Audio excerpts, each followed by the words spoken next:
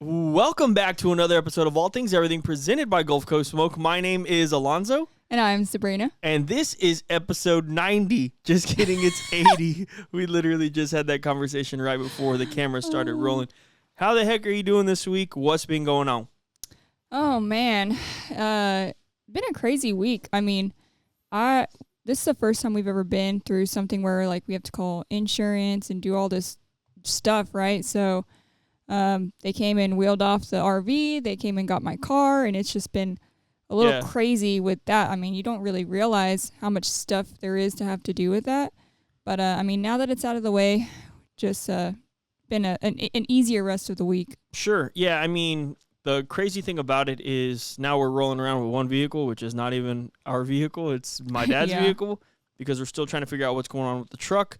But it's all on the up and up. Everything's all good. We officially do not have a trailer. So on Sunday, we were cleaning out the trailer. On Sunday, also, we were cleaning out the garage, trying to get ready for what, hopefully is a new vehicle very soon, and just making sure that we can park Sabrina's new vehicle inside because we don't want this to happen again. And so Sunday, we weren't able to film. We kind of made a conscious decision to just not film on Saturday and Sunday just based off of all the things that we had to do. So I'm talking about Sunday, but Saturday was also a jam-packed day as well. For sure. What did we do on Saturday? So Saturday we had our turkey sampling, turkey demo, turkey sampling, whatever you want to call it. This is our the second time that we've done it. Mm-hmm. And so let's kind of talk about the turkeys that we made. I know we mentioned it on the last podcast, but just let's talk about some of the things that we made to hand out to people. Yeah, so we did two types of turkey breasts. We did one that was that basin trifecta, and that was our more savory turkey breast. We rested it in just standard salted butter, Kerrygold butter. I cooked them on the Outlaw, 300 degrees. It took around 2.5 hours. I pulled them. I let them rest in the Cambro, and we rested them all the way until it was time to slice. And the second one that we did was that base and Southern Hospitality, so that was going to be a little bit sweeter, and we rested that in honey and butter. So again, we went the whole sweet route there, just tried two completely different ways to make turkey breast, and it was a huge hit. Everybody really enjoyed the turkey breast that I saw and that I talked to. And then we also made macaroni and cheese, a very, very large portion of macaroni and cheese. And then you also made the cupcakes, so the pumpkin spice cupcakes, which I know that sounds like they probably wouldn't be good. And if you told me, hey, I'm going to make pumpkin spice cupcakes, or anybody told me that, I probably would not be very turned on by it. I think it's the pumpkin spice, like the spice specifically, that makes it sound like it's going to be gross. Because, I mean, realistically, I do like, I love pumpkin pie, I love pumpkin roll, pumpkin cake. But when you think about pumpkin spice flavored things during this time of year, it's usually like way overpowered. Mm-hmm. So like usually I just say they're pumpkin cupcakes, even though technically they're pumpkin spice cupcakes. Yeah, I mean, for the longest time, I didn't even really know what that cake was called because you made it in cupcake form, but you typically will make it in a cake form. Right. And I really loved it because the frosting is like cream cheese frosting, and it's really, really good. I just really enjoy it. So we had a bunch of people come out. I got to talk to people about our products. I got to talk to people about Gulf Coast Smoke, which is always a great time. Shout out to Zach and Chance V. They came out. They hung out with us. Shout out to Sam. She worked the register, and it was just a really, really good day. If I'm being honest, Zach cut most of the turkey, and Chance served most of the turkey. A lot of the time, like I was out talking to people. We had some people from San Antonio come out, which is incredible, insane. It blows my mind. And then, we had some other people come out that have followed the channel for a while and really just kind of wanted to see what we had going on, and they really enjoyed the turkey. And it's always really, really fulfilling because you make all these turkey breasts, you make all these recipes online, and everybody, well, not everybody, but people will watch. And, man, sometimes I'm sure even in their head, like, man, does that even taste good? It looks good. And I'm sure a lot of people are skeptical about the cooking temperature that we take it to. Sure, 100%. And, it's just really awesome that they come out, they actually sit down, taste the food, and it's good. And that just makes it even that much better because I would hate to give everybody a product where they're like, oh, that's not good. I don't like that.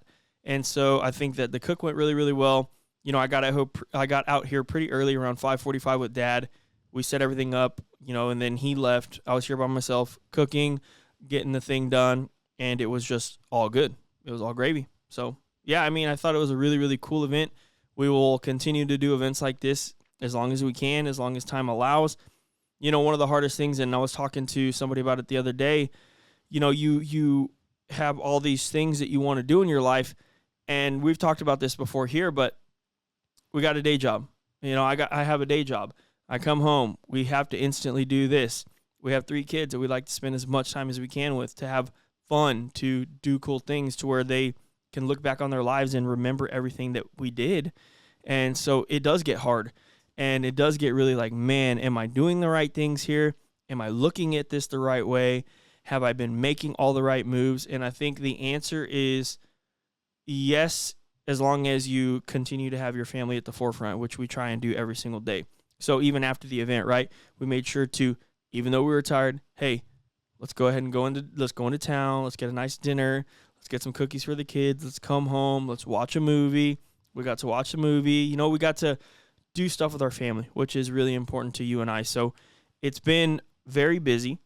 We talked about this last podcast. I'm not going to get out a turkey breast every single day, but I'm still trying as many as I can get cranked out. I have 3 that I need to edit as of right now on Wednesday. So we're going to get plenty of them out. It's going to give you guys plenty of options, and just thank you to everybody that came out and enjoyed some time with us on Saturday. That is just, like I said, a very fulfilling thing that we can do, and we hope to continue doing events like this. I think the coolest thing that I saw is a lot of people actually really enjoyed the sauce that we put out. So we put out a sauce that had a mixture of our glaze in it, our cherry pineapple glaze, that we should have coming out here pretty soon. But most of the time when we're eating turkey breast, we don't really eat it with sauce on the side. We usually kind of glaze it over top. And we weren't sure if people were going to want sauce or not, so we had it there in a little squeeze bottle.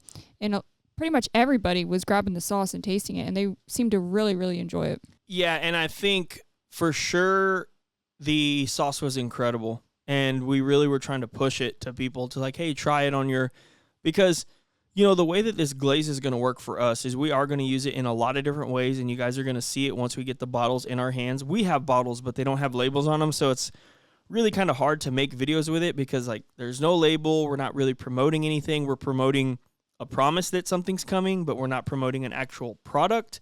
So we are going to be cutting barbecue sauces with the glaze, specifically the barbecue sauce, which is one of my favorite sauces of all time. I think it pairs just so well together because, the barbecue sauce has such a great color. This glaze thins it out a little bit. It gives it a nice sheen. It gives it an incredible flavor. So I think that it's very, very good that people were enjoying it. People were also pouring the glaze out of the bottle directly onto their finger. Mm-hmm. Man, and they were really enjoying it. So I'm super excited to bring this product to the market, and hopefully it just does good things for you guys in your backyard, on the competition circuit, wherever you want to use it. This glaze can be used. So just have a little bit of creativity. We're going to try and bring some videos to you guys that show that creative side of using this product. And I'm just really excited for people to try it. And I was very, very happy that when we gave it to people, when we cut it with Malcolm sauce, it really was incredible, and everybody truly loved it. Yeah, and so I think we were talking about this earlier. We're hoping to have it out this December, which would make a really good Christmas gift for your loved ones. But also, if you have purchased our holiday boxes before, we do have some new holiday boxes coming out, possibly by Black Friday. We're not too sure, but we will have holiday boxes again this year. So I think those make really good Christmas gifts all year long. Yeah, I mean, they should be out by we have the boxes in hand.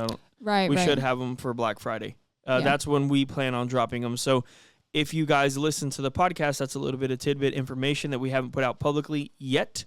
We do have a brand new Christmas box, like Sabrina said.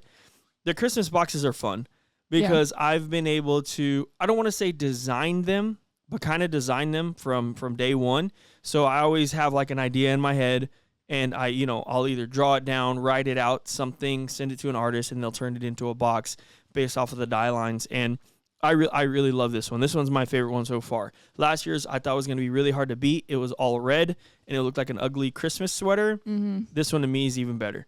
Yeah. And that's just, of course, that's just the bias in me. But this is a really fun Christmas box. It's going to be perfect to just put under a tree, add as a gift. And man, I hope you guys enjoy it as much as I do. Like, you can even ask Sabrina. I was trying to get her to put them on the website like last Saturday when we did this event. She's like, dude, we don't have time. Like, I was like, I think we might have time. Like, what can we do? But, I'm glad she pulled me in, because I do think Black Friday is a great time to drop those, because that's when a lot of people are looking at Christmas shopping and deals and stuff like that. So we are going to have those on the website, and hopefully, again, you guys really enjoy them just as much as we do. So they're going to hold all 5 seasonings. And, we played around with maybe, 3, mix and match 3 or whatever, but we think a box with all of our seasonings would be the best gift for sure. Yeah. And so I know we've talked about turkey. Yeah. But let's talk about more turkey recipes that we've been putting out, because I think the 2 recent ones that we have done, I mean, and we said this about like the last ones, right? But these 2 recent ones that we've done have been really killer recipes. Yeah. So the first one, Malcolm has, or in How to Barbecue, right? They have these turkey kits. Yeah. And it comes with Malcolm's brine, his AP, and the King Craw. And the bags. The brine bags, which I think are really, I mean, we have tons of brine buckets just from like competition, right? We're used to that. But I think for like the everyday home cook that maybe doesn't brine very often, those bags are super handy. So let's kind of talk about how we used all of the stuff that was in the brine box. Yeah, so we used half a gallon of water and half a cup of Malcolm's bird brine for our brine. We mixed it together, really, really simple. All we did was mix it until we saw no salt on the bottom of the actual container that we had the water in.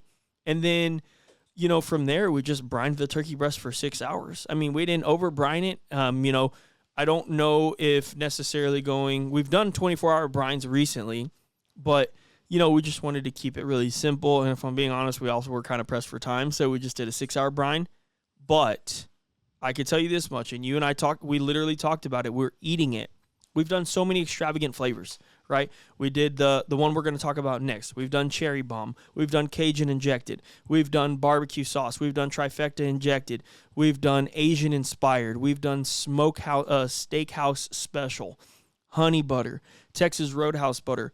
This turkey breast right here, honestly, was probably a top 5 turkey breast. It just had such a beautiful, standard, perfect flavor. I mean, it had the perfect saltiness. It had savoriness. It was cooked perfectly. It's like everything you want in Thanksgiving turkey. It really, truly is. So I'll say this, right? If you guys still need a turkey kit for Thanksgiving, Malcolm's Bird Brine 100% is perfect for this. Now, if you don't have enough time to get it for Thanksgiving, get it for Christmas. Seriously. It is just perfect. It's easy, and it's like foolproof. Brine whatever turkey you have for 6 hours. Well, if you have a breast, 6 hours. If you have a whole bird, I would do 24. But it just turned out so good, and you and I were just sitting there eating it. Like, I mean, how do you really want anything more than this? I mean, don't get me twisted. Like I said, we've made so many great ones. They're extravagant. They're unique. They're everything. But the thing about all of those that I will openly admit is that it's kind of like competition barbecue. It's one way, right? Like, for example, if you don't like sweet barbecue sauce, man, you probably won't like the one we recently posted where we used Pinkerton sweet sauce, right? If you don't like butter, man, you probably ain't going to like that Cajun butter injected one we did. But this one is so standard but so perfect. I don't see how anybody could not like it. You know what I mean? Yeah, Malcolm's brine is the closest thing. There's a lot of products out there, brines specifically, that have so much stuff, but Malcolm's brine is the closest to like a brine that a chef would make at their house for poultry. I mean, the flavors are like exactly what a simple classic brine would be. Like if you go Google right now, just brine, I mean, with the exception of just a completely basic brine of just salt and sugar. Yeah. I mean, if you went and Googled like a brine right now, it's going to have the peppercorns, the herbs, the salt, the sugar, and his brine has all of that. So it really does have that, like you said, classic Thanksgiving turkey flavor, just really savory, herby, really delicious. So, Yeah. I mean, you can definitely taste that right off the bat. And we talked about that. We talked about how much of a difference you could taste with the brine. Now, this is not to say that the ones that we have made are not good, because there's a lot of them that we have not brined. There is. And people always ask, why not brine? It's better when it brine. Well, we're trying to offer variety, right? Brines, no brines, injection, no injection. Just, we're trying to offer variety. Now, I will openly admit that I do think brining it does make a difference. And that bird was very, very good that day. I don't necessarily think like that brine is going to work well with, let's say, a sweet Asian turkey breast, right? So I do think there's like a time and a place for the brine for sure. And I could also go for a brined only. I could go for an injected only, or I could go for neither. I mean, I think it just, as long as you nail the cook, it's going to be good.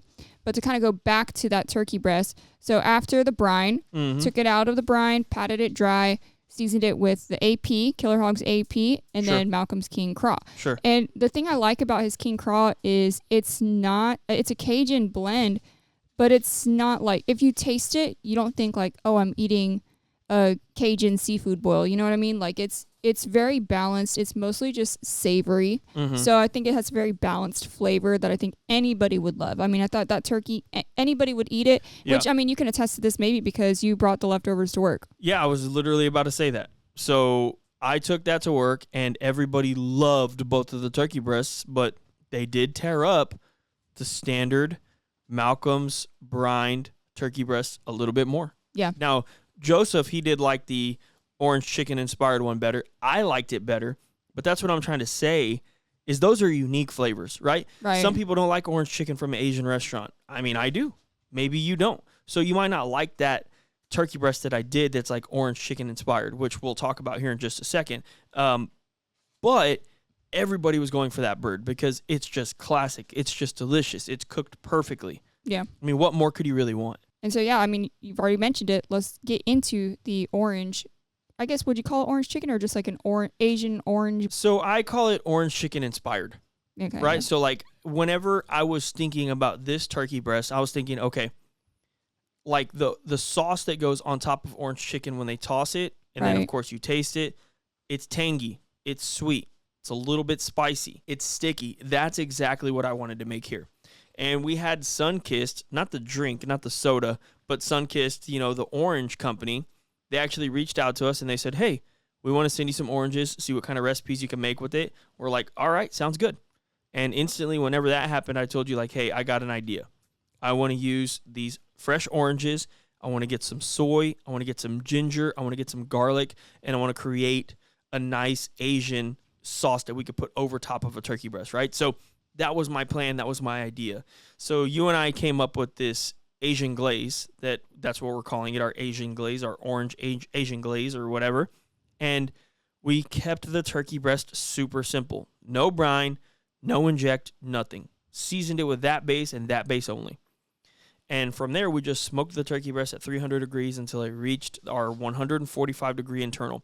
And I actually just, real quickly to get away from the recipe for 1 second, I've had some people say like, man, I see 155 and then 150, now 145. And then which one is it? Which one is it? I hear you, and I am sorry that we've kind of jumped around, but I will openly say, and I will always say this, Sabrena and I are always trying to push the envelope, right? So lower and lower and lower just to see how things are, just to see if this is fully safe to eat. The other day, for example, when we did our turkey breast demo outside, so we have to have the health department come out, temp our turkey breasts, temp our mac and cheese, temp everything that we're doing to make sure that this food is safe to serve to the public. I pulled every single one of these turkey breasts between 142 and 145 degrees internal. Instantly, I wrapped them in butter or honey butter. I threw them into Cambro. There was 12 turkey breasts in the Cambro. Whenever I probed it for safety with a ThermoWorks Thermopin, one of the best products you can get on the market, the turkey breast that I probed was one of the first ones that I cooked, and it was at 158 degrees internal. That is fully pasteurized, and that is fully safe to eat. The ones that I had just cooked, probably at that point were even higher, right? Because there's a lot of heat in there, and they're a little, in a way, they're probably still cooking a little bit. But man, every single one of those turkey breasts was nailed. Every single turkey breast was juicy, was tender, was everything. So we are continuously trying to figure out, like, how can we get the most desirable results? And I'll tell you this much, 145 degrees internal is there. It's what it is. Yeah. But again, it's not like we're purposely trying to change to mess you guys up. I unfortunately can't go back, and I'm not going to take down the post that we've already posted, right? But I do want to talk about it, like, why are we going from 155 to 150 to 145? Well, it is simply because we are learning, we are still getting better, and we're figuring out how to make better turkey breasts, right? So it also depends how you're going to rest it. For example, you could rest it on the counter.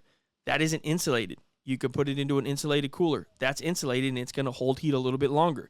You could put it into your oven on keep warm. Now, that's actually a hot rest, right? Right. You could put it into an Alto Sham. That's another hot rest. So all of these things matter 100%.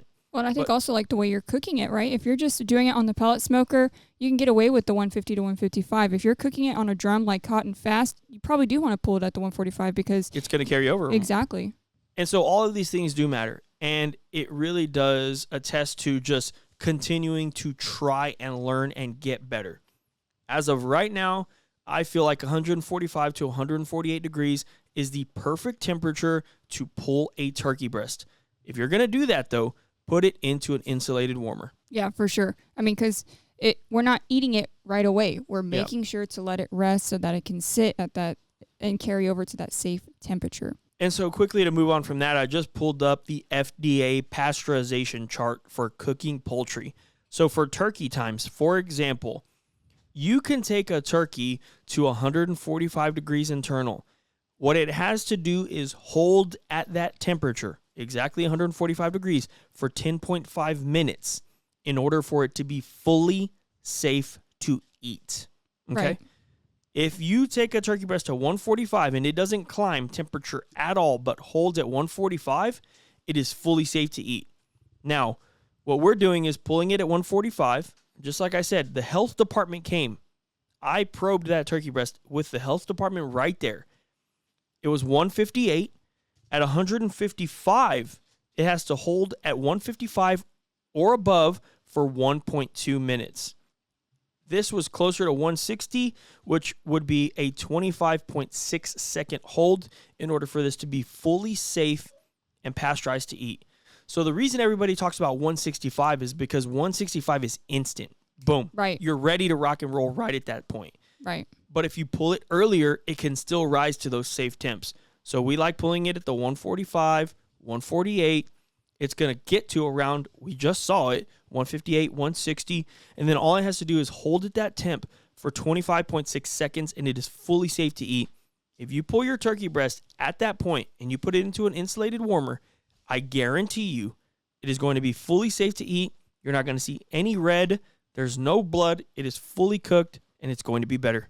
Yeah, I mean, I don't know how many times we have to mention this, but for everybody listening, we have literally never pulled a turkey breast and had blood come out or anything. It's always never. Juices are clear, safe to eat. Nobody's ever gotten sick. Like it's fine.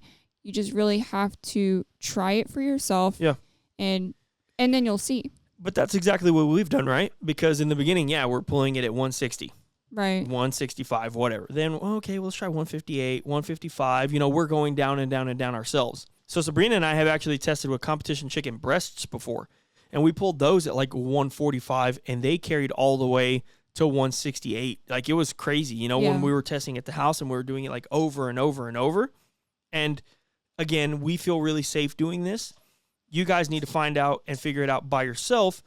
What is the best way for you to cook poultry for sure? Yeah, and I highly recommend everybody, look up that information for yourself so you feel more comfortable.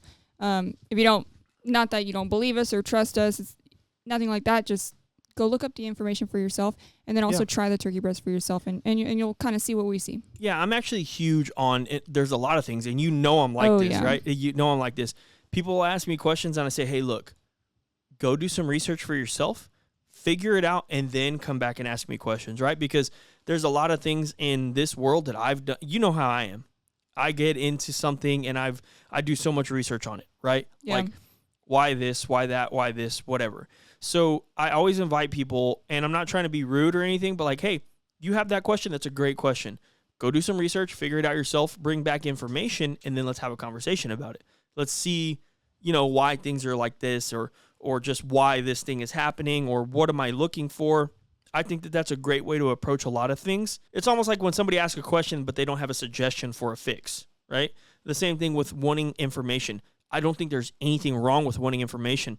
And my dad always taught me that if somebody asks, you help them 100%. But I do always invite people, look into it yourself, right? Use your brain a little bit, get that going, get those wheels spinning, think about it, and then let's talk. Because a conversation when we're both intelligent about a topic is a much better conversation than me trying to explain it to you, you not understanding, and then us kind of just like running around in circles. Yeah, for sure. That's the way I look at it, at least. It's kind of like with like Chat GPT, right? We talk about this all the time. Like Chat GPT can be very useful, but first, before you turn to Chat GPT, do the research yourself. Think of something yourself. Think of the topic, the prompt, what you're trying to write, whatever it is that you're using it for. Think about it yourself first, then see how it can help you, right? So the same thing, look up that information for yourself, then find somebody to talk to about it and say, hey, this is what I've learned so far, but I feel like I'm missing A, B, and C. Let's talk about it. Maybe you can help me with the answers. For sure. And I think also we've talked about this with ChatGPT as well, is that a lot of people, you ask a very basic question and you get a very, very canned response. Right. And that's just something that like, I can tell when people are using ChatGPT to make a flyer, to make a post, to make whatever, right? You get the double hyphens with every single post. Every single one of those posters looks the same, and there is nothing wrong with that. I'm not saying there's anything wrong with that, but instead try and be, a little more thoughtful with the way you're asking it. Hey, ChatGPT, can you explain to me why this water was, or just whatever, right? Rather than like, hey, ChatGPT, make me a post about how much I love barbecue. It's going to be a canned response. Right. Hey, ChatGPT, I own a company named Gulf Coast Smoke. Can you explain to people that I started this company in 2020? It's changed my life, blah, blah, blah, blah, blah, blah, blah, blah, blah. Can you write me a heartfelt post? Don't make it too serious. Don't use double hyphens. You know what I mean? Like just right. There's so many different ways that you can go about using these tools, right? And I think that they're great tools, but you and I do it and I've said this on the podcast and I've said it before, and you see me do it. You visually watch me. I still write every single script that we use for short form content because I still feel like it is very important for me to be authentic and for the words to feel like they're actually coming out of my mouth. Like I'm typing the way I think I'm going to say it. Right. You know what I mean? And there are some times when I'm like, how can I say that better? And then I will go into ChatGPT and like, okay, that's better. Or, okay, no, I don't like that at all. Let me close this, right? And it's just one of those things where I do think that getting that information about the turkey breasts, understanding that you don't have to cook it fully to 165, it can make your cook experience even that much better. Yeah, and I think that goes across the board, right? But kind of moving back to the orange the actual chicken, recipe. right? Sorry, we got off on a little tangent there. Well, no, I think it's important because, I mean, people, that's part of the problem is I think people hear that 145 and they freak out. Yeah. Right? But the reality is, like, we wouldn't be putting out a turkey breast if there was a chance that it was somehow still raw on the inside, right? Yeah. So, as you mentioned, we did do that base on the turkey breast, cooked it until 145 degrees, pulled it off, wrapped it in foil, no butter, just wrapped it in the foil, and let it rest for an hour. While we were doing that process, we were making this glaze, this orange chicken glaze. Yeah. So started off with freshly squeezed orange juice from those sun-kissed oranges, orange zest, as you mentioned earlier, garlic, fresh ginger, some soy sauce, brown sugar, honey, sesame oil, rice wine vinegar. Right. All those good Asian flavors, right? Put it in a pot and let it reduce to where it makes a glaze. Yep. Yeah, and you know, the beautiful thing about that glaze was you could instantly smell the orange. You can instantly smell the freshness, and everything just came together so well. And I was telling you as I was mixing it, oh, this smells good. Like I knew it was going to be so good. I knew it was going to be something that I liked. Right. And that's kind of where I go back to, man, not everybody's going to like, I think everybody should like this, but that's also not my call. I knew I was going to like it, and you knew at that point I was going to like it. Right. It was going to be a perfectly cooked turkey breast with a glaze on it that I would like. Yeah. End of story. There was no way I wasn't going to love it, right? Now, the one thing that I will say is I did not expect to like it as much as I did. And I really did. And I know that, not that you disagree, but I don't think you liked it as much as I did. Because like I was telling you, like, this is my favorite one we've ever made. And I stand by that, right? Like even today I was eating it and I was like, dude, this glaze, man, is so good. But also, how much, like, I prefer Asian food even over Mexican food, like any type of food. And you know that, like anytime we're going to eat, I'm like, man, let's just go to Houdat, because Houdat's fire and it's like the greatest restaurant in the world. And I'll get all different types of dishes there. I love the Asian flavors. And even when we're cooking at the house all the time, I'll tell you like, oh, let's just use soy sauce, honey, brown sugar. It's all really relevant. Like it's relatively the same because that's just the flavor that I like. So this glaze had such a great smell. It smelled fresh. It smelled citrusy. And man, again, I just said it a second ago. To me, it was the best one that we've ever made. And I just loved the flavor of that glaze so much. Like I took a bite of it and I think the funny part about these videos is I really feel like if you guys pay attention, you can really see when I really like something or not, right? Like, I feel like you know that because I can see you smiling behind the camera. Like, I can see I can't really see you smile, but I can see your cheeks come up. Right. And I think at that point you realize, like, oh, he actually really likes this. Yeah. Because when I'm being genuine or when I'm like, I never really try to hype it up for the camera, but like when I'm being a YouTuber, right? Or a social media guy. That being said, I can honestly say from the bottom of my heart and soul, we have not made one bad turkey breast. Yeah. I mean, can you agree to that? Yeah, and I was literally just about to say, what you're explaining does happen, but I don't think that that's happened for the turkey breast. Yeah. I think we've made a lot of really good turkey breasts. And I actually did really enjoy the orange turkey breast. Mm-hmm.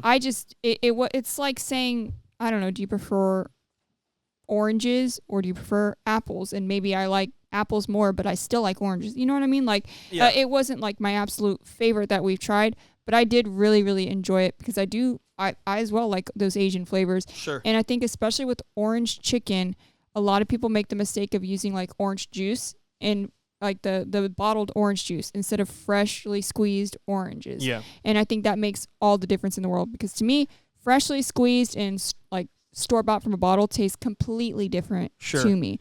So I think those Sunkist oranges, having them fresh and then using the zest from it, you instantly tasted that orange. So I thought it was really good, and I think it paired really, really well with the turkey breast. No, I 100% agree with you. And I just think overall, we've talked about this before, and I invite you guys to listen to me one more time. If you guys are thinking about turkey breast recipes, and think about chicken wings. Think about what you would like on a chicken wing, and then just kind of, add it to a turkey breast. Yeah, see how you can incorporate it. And I know we're doing turkey breasts in preparation for Thanksgiving, but the reality is we do turkey breasts all year long. It's one of our... Probably not after this for a while. Yeah, probably not for a while. But it really I'm going to be honest with you. I am turkey breasts out. How would I say?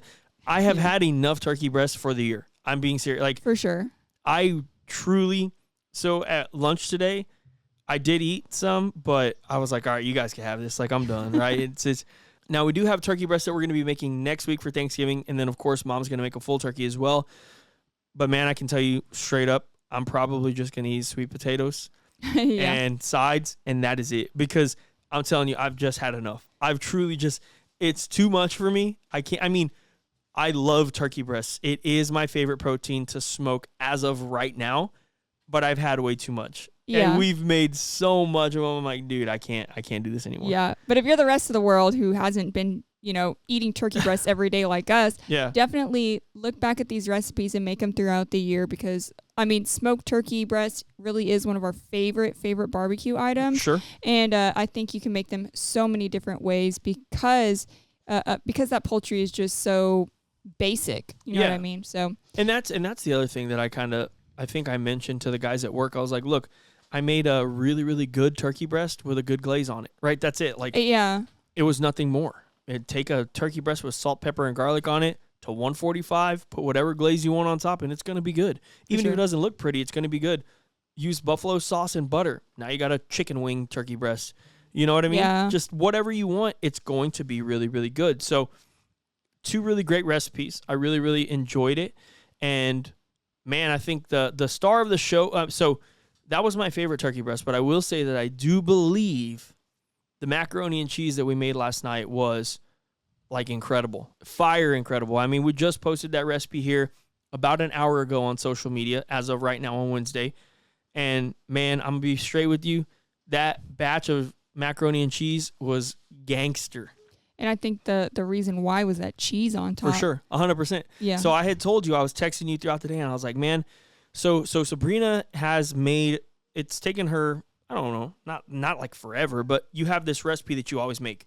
I've made it for years, but I think the past maybe 3 years is when I like perfected it, all because of those shells. That made all the difference to us. I mean, you can use regular elbow macaroni.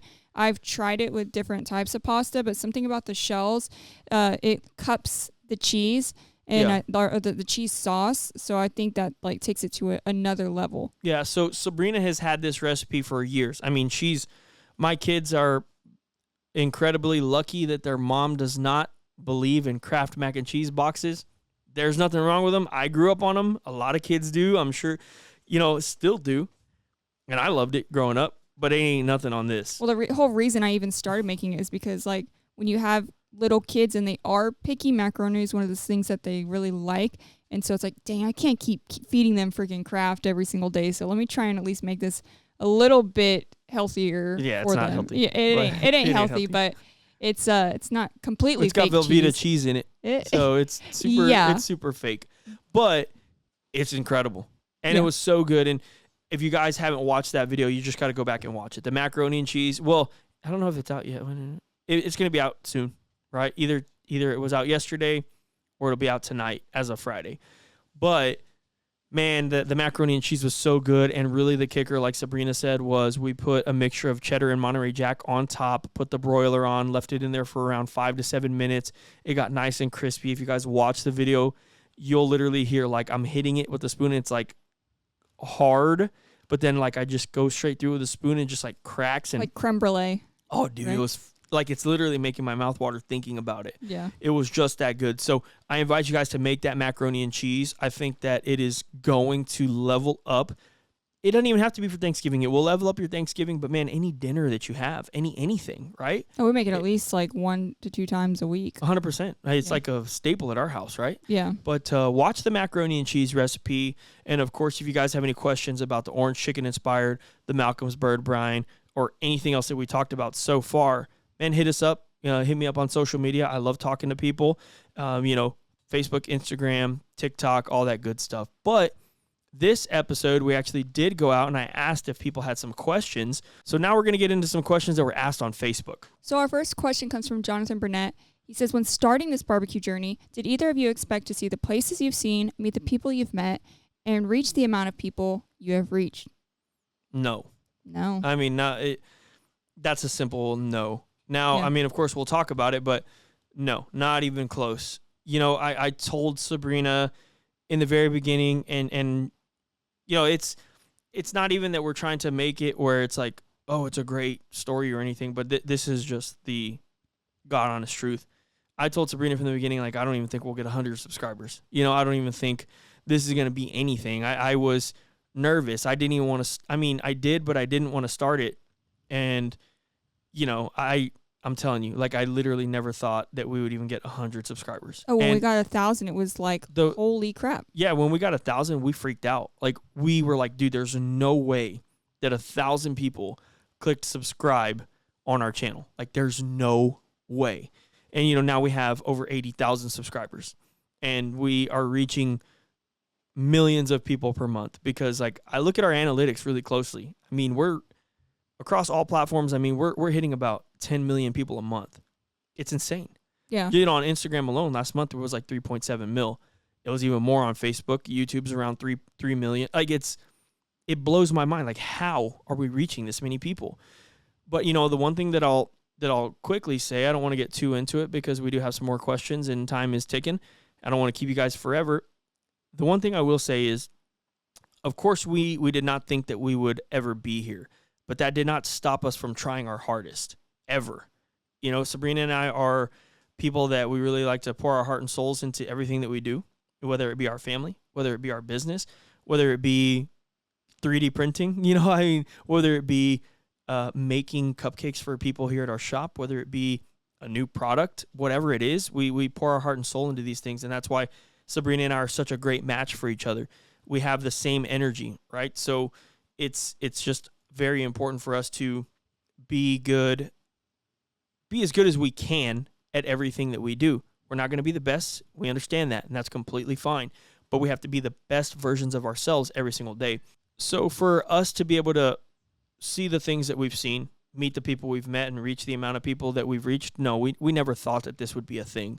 I never thought that this would be a thing, but the craziest part about it is just now that we're here, I know we can go further. I know we can go so much further. I know we can make it so much further, and we will.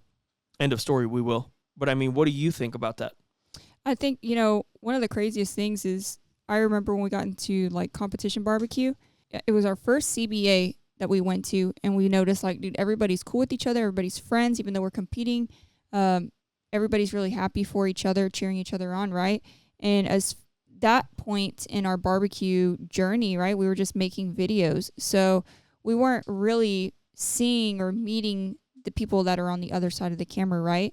So when we got into competition barbecue specifically, I think that's where we really started meeting people. And I think that's been actually one of the coolest parts of our journey so far, is meeting these people who love barbecue the way that we do.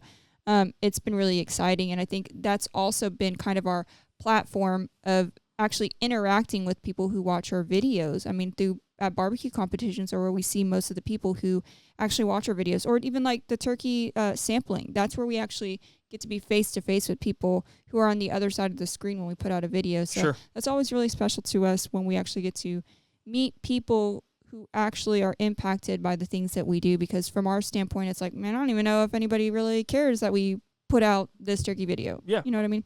So yeah, it's definitely special. And I do agree that we're at the point where it's like, oh, I know we can go further, but it's never going to feel real to me, just like how much that we've grown. You know what I mean? I agree with you. But I think one of the biggest things is no matter where we're at, it's just Sabrena and I remaining as humble as we can, because we do feel like we're doing something cool here, but we're not curing cancer. We're not healing, people that are, sick. We're not, getting people off the streets. We're creating barbecue content. And yes, we understand it's impacting some lives, and we appreciate that. But let's also keep it what it is, right? Yeah. So that's one thing that Sabrena and I always try and remind ourselves, like, hey, this is important. A lot of people will love it. Some people will hate it. But at the end of the day, like, we just have to remain good people and try and be humble. And where this goes, it's going to go. But don't forget where we started and what our goals are. So next up, we have Joseph Lopez. Can we get your products in more places in SA? I would love to. Yeah. I would love to. So we're at both Tri-County Meat Markets. We're also at Barbecue Outfitters.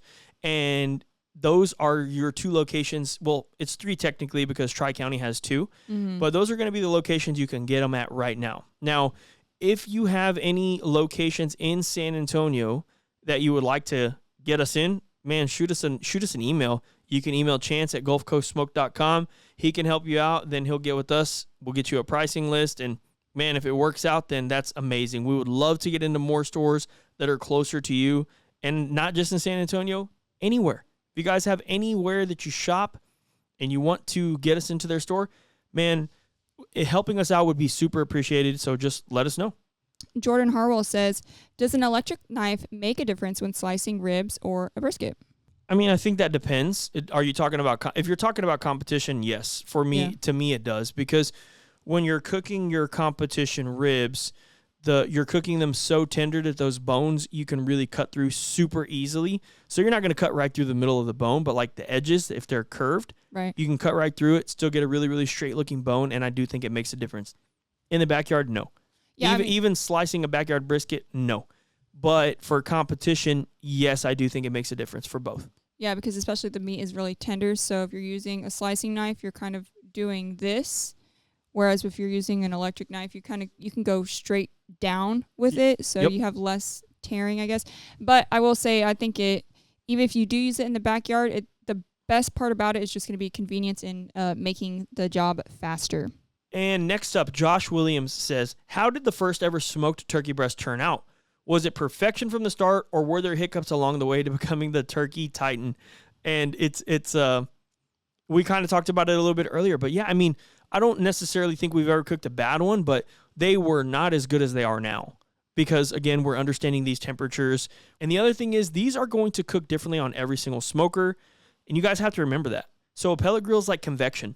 You got air all the way around that bird, so like you're getting the heat from every single angle. Right. An offset's going to be a little bit different. A drum, the heat's coming from the bottom. Weber Smoky Mountain, a kettle, you have a lot of heat in there, really, really close to that turkey breast. So it is going to be different with everything that you smoke. So I don't want to say it was perfection from the start because I don't think that it was, but I don't think either it was hiccups. I think it was more learning a little bit about the cook, learning about the protein, and then perfecting it over time.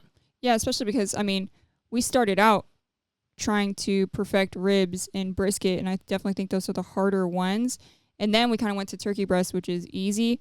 Whereas I think if you're a beginner and you're getting into barbecue, I feel like you should start with a turkey breast and then move towards those. And we kind of did the opposite. But yeah, they were never bad at any point. Yeah, never. Javi Garza says, after all the turkey videos you've shot, what would you say is now your preferred temp to pull turkey breasts at? And this is what we were kind of getting at earlier. Yeah, no. So 145 to 148. That would be my target turkey breast temperature every single time. Yeah, just make sure you're resting it and, letting it rest at that temp to get to a safe temp to eat. For sure. Cardell Ross Jr. says, approximately what size of the turkey breast that you're using? I have access to bone-in locally that I'll just debone. So ours are right around 4 pounds to 4.5 pounds. Tuttle's Meat Market in Woodsboro, Texas gets them for us. If you guys need some, man, you're kind of running out of time, but you can definitely reach out to them and have them ship them directly to your door. But 4 to 4.5 pounds is definitely what they are. Jason Naranjo Sr. says, ever smoke a deer hind quarter? If so, do tell. I have not, but if you have one, let's smoke it together. Yeah. Let's do it. That'd be interesting. Yeah. I'm not really big on deer meat. I don't know. I just never, and I've had it as a kid and everything. My dad likes it, but I've never been quite into it. But I do think it would be an interesting cook for sure. Yeah, Jason, if you have one of those, reach out to me. Come on over, and we'll make a video. Yeah. Daryl Delancey says, when am I getting the glaze? Man, I promise. I hope it's tomorrow. It's not going to be tomorrow, but I hope it should be within the next 2 weeks, if I had to guess. Yeah. I mean, we've literally, orders are out. We've paid for labels. Labels are on their way. The product is being produced, and we're just waiting. Daryl, give me some time, man. We'll get there soon. Brian Kofer says, bro, I'm curious how many recipes get sent to you to try. Yeah, we get a lot. We get a lot. We get a lot of recipes, a lot of ideas, products. A lot of products for sure. It's one of those things where it's really hard to use all the products or to try all the recipes. We try. It's just it's just not always the easiest. But yeah, I would definitely say a lot. We get sent stuff like weekly for sure. Yeah. Steven Smithwick says whole turkey, brine, or injection, or both. Man, I would do, if I was doing a whole turkey, I think my favorite way to do, so it would actually be brine or inject, right? Like, I don't think I would do both. I think that's a little overkill. The reason I say that is because we did that in competition for a really long time. And I do think that while a lot of people are very successful with it, it gives it a certain flavor that sometimes is a little bit too much, at least in my opinion. That being said, chickens are worth protein, whatever. But brine it, you can use Malcolm's Bird Brine. It's going to be perfect. Or if you inject it, man, you cannot go wrong with Tony Chachere's Cajun butter injection. It is incredibly fire. Yeah, I agree. A whole turkey is one of those things where, like, I would brine it just because of the size and everything. And you're cooking it two different types of meat. You got dark meat and you got white meat. Yep. And so you're gonna have to cook it all for the same amount of time. So one's gonna be done to the right temperature, and one's gonna be probably overdone. or underdone, depending on which side we're talking about here, right? So I feel like brining's the best way to go. So that way, if you have to make sure that dark meat is done, your white meat, your breasts are still going to be flavorful and juicy. So the one thing I will say real quickly is Jess Pryles actually put out a video today that was great information that I think a lot of people don't think about. When you're buying a full turkey, a whole turkey, you need to look at that packaging because a lot of the times these turkeys come pre-brined. Right. And you don't need to brine them again. Right. And if you do, if you over brine it for too long, it actually will mess with the texture of the turkey. So Jess Prowse does not know me. I do not know her, but I saw that video and I thought it was a great video, great information for people. Check that label on the turkey. Check that bag. If it's pre-brined or if it's in a solution or whatever, it's already been pre-brined. You don't, I mean, you can, but then you don't want to do a whole 24 hours or you might want to do 6 or something like that. But man, you really don't have to go crazy if it comes pre-brined or in a solution. Yeah, and at that point, if you're already dealing with an already brined turkey, if I'm going to inject, I'm just going to keep it simple. Like, for example, our chicken broth, butter, trifecta, just something really simple that's not going to have a lot of extra seasoning or possibly phosphates or all sorts of stuff being put back into it. I would keep it simple for sure. Yep. Philip Fuller says, when cooking chicken halves, is it better to use direct heat or offset? What temperature should it be cooked at? I think that just depends. Philip, I think that depends on what you're trying to do and really who you're serving it to. Yeah. If we're talking about competition chicken halves, I would probably do something that was maybe like offset, where you're going to get a good, nice heat on that chicken around 350 degrees, but you could also throw it over coals in the end to get a really, really light char. I would say you probably don't want to be any way on competition. You don't want to be too sweet, too salty, too spicy, too charred, too bland. You don't want to be too anything. You want to be right down the middle as best you can. So I really think it just depends on where and when you're cooking this turkey. I'm so used to turkey right now. This chicken. And I think that halves are really, really good on a kettle, with a 2-zone fire. And then, like I said, in the end, you can kind of spin it over. But man, my Quattro D 55-gallon, the chicken absolutely is fire on that as well. So you kind of cook it up top, and then you can drop it closer to the coals towards the end, get a nice little char on the bottom. So my perfect chicken would be nice and charred. That's me. But not everybody likes that. So if you're talking about competition chicken, I would probably do something a little more neutral for sure. And last but not least, John Joseph says, what's your favorite drum smoker? It's going to be my Quattro D 55-gallon. Beautiful. Incredible. I love it. And I said that was the last one, but also there was some questions in the group as well because I shared it into the group. So I'll go over there and we'll do these as well. And first and foremost, Chance Vernon says, what is a sleeper gift for barbecue cook in your life? What is a bad gift, if any? A sleeper gift. That's a good question. Yeah, that is a pretty good question. Sleeper gift? Man, I feel like everything that, that is a pretty good question. Sleeper gift, I wish I could think about that one a little bit. Let's go to the next one. We'll think about it a little bit while we're talking and hopefully come back to it. Great question, Chance. Chad Clark says, when you used more drums for comps, how often would you keep them clean? Oven cleaner every time. Pressure washer, I've seen really clean and some just really, really seasoned. If you know, you know. Man, we liked to keep them very, very clean. Every 3 or 4 max contests, we would clean those out because Tim Shear, I believe, said this a long time ago, and I love it. A clean drum, you can control the flavor. A dirty drum, you can't. There's going to be soot. There's going to be grease at the bottom. You never know what's going to happen there. I prefer a clean drum all day, every single day. No question. Well, not only that, but for a lot of us, especially here in Texas where, it's warm weather most of the year and you're keeping your stuff in a trailer or possibly a storage unit, the dirtier those drums are, the more critters are going to want to try and get into them, right? Yeah. So I feel like keeping it clean, not only for the flavor, but just for cleanliness in general. Yeah, no, 100%. And then Michael Ramirez says, what can beat steak and lobster in Chef's Choice? Man, if you figure it out, let me know. Because honestly, Chef's Choice seems to be... Steak and shrimp, steak and lobster. Yeah, it's dominated by those. And I think there's a reason why. It's just good. Yeah. It's just really good. So, man, if you figure that one out, Michael, let me know because I would really like to know. Especially because Chef's Choice, you have such a wide variety of things. People can go really, really crazy or over the top. And then you have a classic surf and turf that's very balanced for the most part. And I think for people, you can really lose them trying to do something too crazy. So I feel like surf and turf is always it's like a cheesecake for dessert. It's always like the safest play. Yeah, no doubt. Daniel April Christine Rodriguez says double or single stage sauce comp meats. I mean, we're basically single on all of our sauces, except for ribs. Well, except for ribs and pork. So, I mean, I guess it just depends. Like, for example, on brisket, we just do one layer. And for chicken, we do one layer. For ribs and pork, we'll do two. And that's because we dunk and then we drizzle more sauce in the end. But I think it just depends on the actual protein itself. But really good question. Dan Walagursky says, betting turkey talk will come up. Texas breasts going on next week.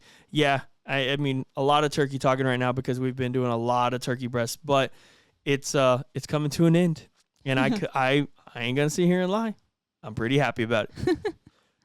Devin Sisk Lewis says, what is the typical rest time for all of your proteins and what methods do you guys usually use? Cambro, cooler, ? Yeah, so it just depends, right? So like for ribs, I really, really liked to rest them around an hour lately. Cambro, in the Cambro. Turkey breast, an hour. Brisket, as long as I can. And that's a heated rest. So it's like on keep warm in my oven. Man, we'll do 12, 14 hours on that. And I think they turn out so good. So it really just depends on the protein. Chicken, we're pretty much getting into that after 10, 15 minutes.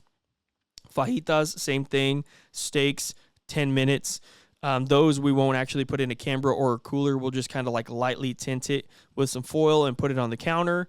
But yeah, I mean, really great question. It just depends on all the different proteins for sure. And last but not least now, Sean LaRoche, besides sheer volume, what advantages do you see for a Weber 26 versus 22? I have both, but feel like I may be underutilizing my 26. Thanks. I mean, I hate to say it, Sean, but I think you kind of hit the nail right on the head. It's volume, right? You can cook more racks of ribs. You can cook a whole brisket with it not being so close to those coals. And you can cook more steaks, more burgers, more everything. I think the biggest difference is just the size. And I do think the size is a huge advantage. But, yeah, I mean, I think that it also gives you a little bit more of a, like a fail-safe, right? So, like with the 22, man, sometimes even if you throw like a pack of chicken thighs on there, you still got a couple of those pieces that are really, really close to the fire. It can cause grease flare-ups. It can get really, really hot. With that 26, you can pull it all the way to the other side. Right. So you're a true full zone, 2 zones there. And I think that does make for an easier time to cook and making sure that your proteins are going to be cooked perfectly the way you want them. So if that looks like that's all the questions, I think that we should be good. Back to chances, though. What is a sleeper gift for barbecue cook in your life? What is a bad gift, if any? No bad gifts. I don't believe in a bad gift. Well, there are some barbecue trinkets out there that are just like you think they're like, kind of like we go to the claws, right? Yeah. There's some that are kind of like not very useful. Yeah. I guess, but I wouldn't say it's a bad gift. No, for sure. But yeah, you're right. No gift's really a bad gift. Is the thought that counts. But it's kind of hard to say what's like the best gift or a sleeper gift because first of all, barbecue stuff in general is expensive. Yeah. But if I have to think of like off the top of my head, some of the coolest or like most useful things that we use, grill grates, a good set of grill grates. Yeah. A rotisserie attachment is pretty awesome. I mean, having a good pair of gloves, heat gloves is really good. Not just a good set of knives too is a sleeper. A good set of tongs. Yeah, a good set of tongs. Dude, Sabrina knows. Like, we have some tongs at the house. I hate them. I'm like, I get flustered. So a good set of tongs. Good thermometer. You know, so like. We've recently been using the ThermoWorks RFX a lot, and we kind of had this conversation recently, like things have been a little funky, I get it, but we started using the ThermoWorks RFX again because we no longer have another product. Man, they're pretty damn awesome. I ain't gonna lie to you. They're pretty awesome, and they're thinner than the others, so they don't leave that huge hole in your meats. Right. So I will say that the ThermoWorks RFX is pretty banging. If you guys want to fork out a few bucks and get someone a really awesome gift, man, the ThermoWorks RFX is pretty sweet. And then, of course, you can't go wrong with a Thermopin. And, you know, I've said this for the longest time. Those are such great products. You cannot go wrong with them. So, but I do think like Sabrena had some great ones, right? They're a good set of tongs, a good knife, a good trimming and slicing knife for sure. Man, another sleeper I think that would be great is like a pack out for somebody, right? Yeah. So like we use our Milwaukee pack out to put all of our barbecue items in there, and then it's in the garage, so it's kind of out of our kitchen. We have our kitchen essentials here, but we also have all of our barbecue stuff in the pack out in the garage. Those are pricey. It took us a while to build ours the way we wanted to because I'm not down to spend $1,000 in just one sitting. But we bought the original pack out with like one container on top. I think for we got it on sale for like $250, and then like later every month we'd go buy a new one, buy another attachment, buy this, buy that, and over time we finally got it to where the pack out is exactly the way we want. So maybe you could start out with getting them just like if it's somebody you really, really love, you got to really love them. Man, get them the pack out with just the one that like rolls around. That's the bottom piece. And I think you can get that for like less than $200, but it gives them the opportunity to build a pack out the way they want. And it's perfect for barbecue contests. I also think that mini blower that you have is really helpful. But I think the best gift is a Gulf Coast Smoke Christmas box. No lie. There's your sleeper. Or if you guys want, man, y'all can all pitch in and get me an Outlaw Hideout. I'll call Jay Craig right now on the podcast, and I'll be like, hey, I'm ready for my Outlaw Hideout because we don't got a trailer anymore, and that's probably going to be something that we hopefully eventually get into. But anyway, Outlaw Hideout would be the dopest. So if you guys love me enough and you got $30,000 laying around, not doing anything with it, and you want to give it to some guy, man, I'm here, right? But I'm just messing around with you guys. I'll get my own hideout whenever the timing is right. So Sabrena doesn't have anything. I'm good. I'll take this opportunity to let you guys know if you're watching this on YouTube, man, you can subscribe to the channel. We've got over 80,000 subscribers. Thank you guys for that. But I want 100 really badly. I want the plaque. And you guys can help. Just go ahead and subscribe to the channel. Share it with a friend, and maybe we'll get there this year. I still believe we can. That'd be a nice sleeper Christmas gift for us. Yeah, that would be the best sleeper Christmas gift is a YouTube plaque. So go ahead and subscribe to the channel, share it with a friend, help us out. If you guys are listening on Apple, Spotify, or any other podcast platform, man, share this with a friend. Maybe they'll enjoy listening to us talk about how I am over turkey breast, about all the recipes that we do, about barbecue, answer some questions, and just hang out and enjoy each other's company. And it's free 99. And the best gift ever. It's free 99. We love you guys. We appreciate you. We will see you on the next episode. Peace. And you'll hear us. Bye.